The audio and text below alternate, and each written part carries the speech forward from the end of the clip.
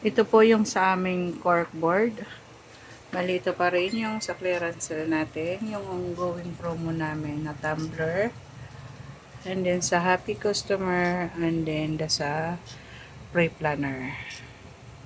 Ito naman po ang aming execution. Bali, kung anong nasa clearance sale, ito ang execution namin. Like sa cup, knit cup, may nakalagay kaming price para aware yung customer.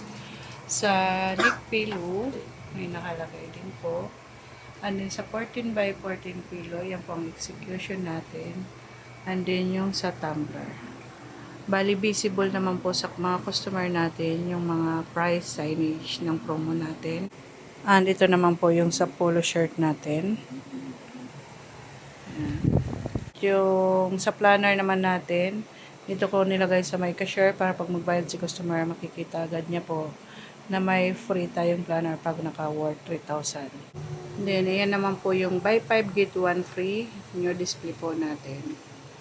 Yan po yung execution sa hanging cabinet po natin. Yun lang po. Thank you.